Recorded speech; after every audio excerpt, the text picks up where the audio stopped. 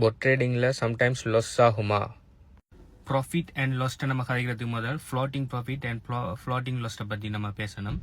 Floating profit and floating loss என்னென்னு சொன்னால், இப்போ ஒரு விஷயம் ஒரு coin வாங்கி அந்த வாங்கின ப்ரைஸில் வந்து 1% மேலே போய் உங்களுக்கு இப்போ உதாரணத்துக்கு $100 நீங்கள் ஒரு coin வாங்குறீங்க, 1% மேலே போயிட்டு $101 காட்டுதுன்னு சொன்னால் அது ப்ராஃபிட் இல்லை, $1 ப்ராஃபிட் இல்லை, அதோட பேர் ஃப்ளோட்டிங் ப்ராஃபிட். ஸோ அந்த $101 வச்சு நீங்கள் அந்த கொயினை ஸ்டேபிள் கொயினாக கன்வெர்ட் பண்ணி நீங்கள் வெளியில் எடுத்தால் மட்டும்தான் அது ரியல் ப்ராஃபிட். அது வரைக்கும் 101 ஹார்டுன்னா அது ஃப்ளோட்டிங் ப்ராஃபிட். ஓகே, நீங்கள் ஒன்றுமே செய்யாமல் விட்டீங்கன்னா திரும்ப நாளைக்கு மார்க்கெட் கீழே இறங்கி $99 வந்துட்டுன்னா இப்போ $1 லாஸ்ட் இல்லை, $100 வாங்கினா இப்போ 99 இருக்கணும்னா $1 லாஸ்ட் இல்லை, அதோட பேர் ஃப்ளோட்டிங் லாஸ். இப்போ அந்த $99 வச்சு நீங்கள் ஸ்டேபிள் கோயினை மாற்றி வெளியில் வருவீங்கன்னு சொன்னால் அது லாஸ். ஸோ பொட்ஸில் 2 வகையான ட்ரேடிங் பொட்ஸ் இருக்குது. ஒன்று என்ன செய்யணும்னா ரிஸ்க் மேனேஜ்மெண்ட்டை பாவிக்கிறதுக்கு. சில ட்ரேடிங் பொட்ஸ் என்ன செய்யும், டொலர் காஸ்ட் அவரேஜ் பண்ணும். சில ட்ரேடிங் பொட் என்ன செய்யும், ஸ்டாப் லாஸ் போடும். டொலர் காஸ்ட் அவரேஜ் பண்ணுற பொட்ஸ் என்ன செய்யணும்னா, இப்போ மார்க்கெட் மேலே போனால் வித்துட்டு ப்ராஃபிட் எடுக்கும்.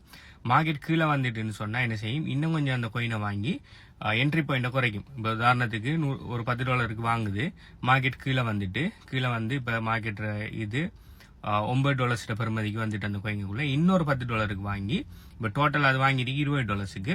ஸோ $20 அப்படி வாங்கக்குள்ள நீங்கள் மார்க்கெட் என்ட்ரி பாயிண்ட் கொஞ்சம் குறையும்.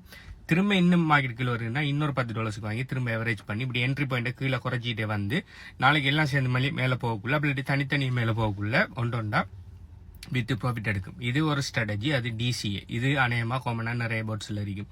சில போட்ஸ் இருக்கு எப்படின்னு சொன்னால் ஸ்டாப் லாஸ் போடும். ஸ்டாப் லாஸ் போட சொல்லி வச்சோம்னு சொன்னால் என்ன செய்யணும்னா, இப்போ மார்க்கெட் என்ட்ரி எடுக்கும். இப்போ 10% ஸ்டாப் லாஸ் போட சொல்லி வச்சுட்டீங்கன்னா என்ட்ரி எடுத்து மார்க்கெட் மேலே போகுது, $11 $12 போகுது, ப்ராஃபிட் எடுத்துட்டு திரும்ப இன்னொரு என்ட்ரி ஒன்று எடுக்குது. ஆனால் மார்க்கெட் கிராஷ் ஆகி அப்படியே கீழே வந்துட்டுன்னு சொன்னால் எது வரைக்கும் பார்க்கணும்னா -10% டச் பண்ணுற வரைக்கும் பார்க்கும்.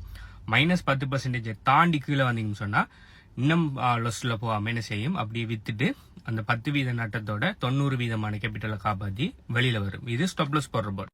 நான் இந்த ஸ்டூடெண்ட்ஸ் அண்ட் கிளைண்ட்ஸுக்கு நான் என்ன ரெக்கமெண்ட் பண்றேன்னு சொன்னா, நீங்க பிட்காயின் எத்தூரியத்தை ட்ரேட் பண்ணீங்கன்னா நீங்க ஸ்டாப் லாஸ் போட தேவையில்ல. ஓகே, ஸ்டாப் லாஸ் போட வேண்டிய அவசியம் ஒன்றும் இல்லை. ஏன்டா பிட்காயின் எத்தூரியம் என்னதான் கீழே போனாலும் அவ்வளவு 90-95% கீழே போகாது. ஒரு 50-60% கிராஷ்ல கீழே போனாலும் பிஎம் மார்க்கெட்ல மேலே குயிக்கா அடுத்த புல் மார்க்கெட்ல மேலே வந்துடும். ஓகே, ஸோ அதெல்லாம் நல்ல பொட்டன்ஷியல் இருக்குது, நல்ல ஃபண்டமெண்டல் இருக்கிறோம். ஸோ அதுக்கெல்லாம் நீங்க ஸ்டாப் லாஸ் போட தேவையில்ல. ஆனா நீங்க அல்ட் காயின்ஸில் ட்ரேட் பண்றீங்க, இல்லாட்டி லோ பொட்டன்ஷியல் இருக்கிற காயின்ஸில் ட்ரேட் பண்றீங்க, அப்படி இல்லாட்டி அந்த 4 கால் செல்ல பிராண்டிட பேர்ல இருக்கிற காயினில் நீங்க ட்ரேட் பண்ணீங்கன்னா கட்டாயம் ஸ்டாப் லாஸ் இல்லாமல் நீங்க ட்ரேட் பண்ணக்கூடாது. ஏன்டா அந்த காயினெல்லாம் ட்ரேட் பண்ணி திடீர்னு மார்க்கெட் கிராஷ் ஆகினா நெகட்டிவ் நியூஸ் வந்து இல்லாட்டி பிஎம் மார்க்கெட்டுக்குள்ள என்டர் ஆகிட்டோம்னு சொன்னா அது கீழே வந்தீங்கன்னு சொன்னா 90-95%, சில காயின்ஸ்லாம் 99% கூட கீழே வரும். ஓகே, ஸோ அப்படியான காயினல் திரும்ப ரீகவரி வாரத்துக்கு பல காலங்கள் போகும்.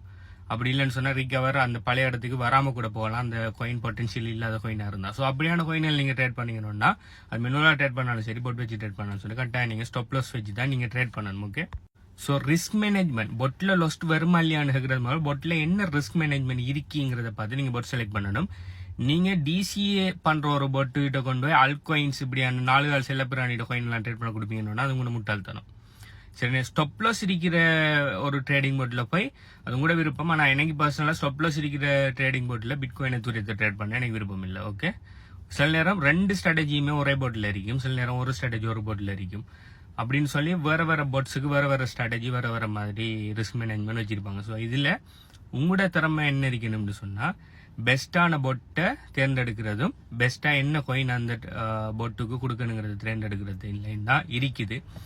அதையும் தாண்டி இன்னொரு பிரச்சனை இருக்குது. நீங்க நாளைக்கு பொட் ட்ரேட் பண்ணிட்டீங்க, மார்க்கெட் கிராஷ் ஆயிட்டு இப்போ மார்க்கெட் கீழே வந்த உடனே நீங்க DCA பொட்டா இருந்தா அது டொலர் காஸ்ட் அவரேஜ் பண்ணும். ஸ்டாப் லாஸ் இதா இருந்தா ஸ்டாப் லாஸ் பண்ணிட்டு வெளியில வந்துடும். ஸ்டாப் லாஸ் இருந்தா பிரச்சனை இல்லை. ஆனா நீங்க DCA பண்ணி வச்சு கொடுத்த ஒரு பொட்டுக்கிட்ட நாளைக்கு அது DCA பண்ணி அது நல்ல ஒரு இது மார்க்கெட் கொஞ்சம் மேல மூவ் ஆகிறது பார்த்துட்டு இருக்கக்குள்ள நீங்க உங்களுக்கு பணம் தேவைப்படுதுங்கிறதுக்காக நீங்க போய் நட்டத்துல வித்துட்டு வெளியால வரதுக்கு பொட்டை நீங்க பிளேம் பண்ணல, அது உங்களோட பிரச்சனை. ஓகே, நீங்க உங்களோட பணத்தை அவசரமா தேவைப்படும் வழி பொட்டை ஹைலைக்கிறது எல்லாத்தையும் வித்துட்டு நட்டத்தில் அநேகமானங்கள் செய்வாங்க. கொஞ்சம் காலம் வருவாங்க, அவங்க கெட் ரிச் குயிக் மென்டாலிட்டியில் வருவாங்க. இன்றைக்கு வந்தால் நாளை பணக்காரனும் நாளை அன்றைக்கு பில்கேட்ஸுக்கு டஃப் கொடுக்கணுங்கிற மென்டாலிட்டியில் வர சரி. அது பிறகு அவங்களுக்கு அந்த பொட்டில் சாட்டிஸ்ஃபை இல்லாமல் ஆயின உடனே ட்ரேடில் இருக்கிற கோயின் எல்லாத்தையும் எனக்கு ஏலான்னு சொல்லி வித்து கொடுப்பாங்க. எத்தனை 2 கிளைண்ட்ஸும் செஞ்சிருக்காங்க.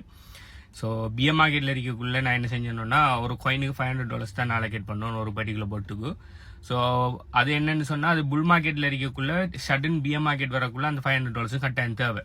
ஆனால் பிஎம் மார்க்கெட்டுக்கு உள்ளே இருக்கக்குள்ள மார்க்கெட் அதுக்கு மேலே கீழே போகாது. அப்போ என்ன செய்யாது, கொஞ்சம் கொஞ்சமாக ஒரு $10, $20, $30 தான் ட்ரேட் பண்ணும். மிச்சம் இருக்கிற அமௌண்ட் எல்லாம் அப்படியே சும்மா இருக்கும்.